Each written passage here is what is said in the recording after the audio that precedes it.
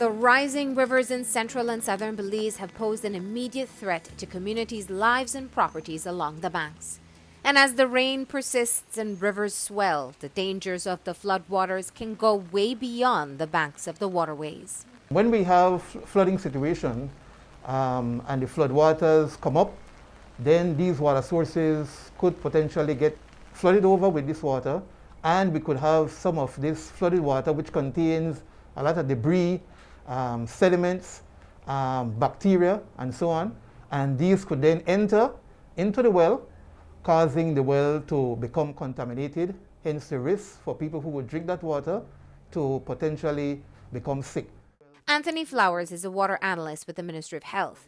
He says floods like what we're currently experiencing can lead to contamination of backyard wells and the water source for Belize Water Services. So you will have increased levels of turbidity, which would be increased in terms of sediment, debris, and with those sediments, bacteria could be attached to those. We also have the issue of bacterial contamination, whereby people along the banks of the river who utilizes latrines or runoff from septic tanks and so on, those things get into the water, and as I said, potentially could cause people to get various waterborne diseases. For example, in San Ignacio, the wells that BWS uses to supply the twin tongue of San Ignacio Santa Elena, these wells are located on the banks of the Macal River.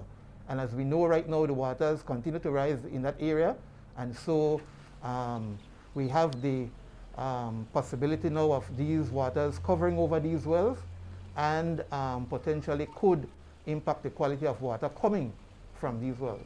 If you have a well in your backyard, for example, that you are using, and it's covered over by flooded waters, you need to ensure that you are treating that water to make it safe for drinking and other domestic uses. So in this situation now that we have, you should not be using that water as is, but instead treating it before using it. Currently, the Ministry of Health's Water Quality Unit has ramped up testing and monitoring of the country's primary water sources. So far, we know that the wells in San Ignacio have been affected by the floodwaters. They have had to close a number of these wells. They still have one in operation. And in Benke, similarly, they have had to close off the spring, but another well that they have is supplying the tongue of Benke.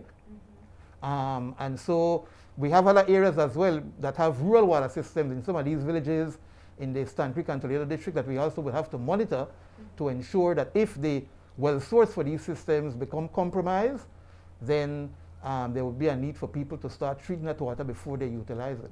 Presently, right now, there is no risk to health using the water from these systems in San Ignacio or in Benke, because as I said, they are still able to supply, and they have increased the dosage of chlorination so as to ensure that the water is safe. While your tap water is still available and safe for use, Belize Water Services issued this advisory on Tuesday.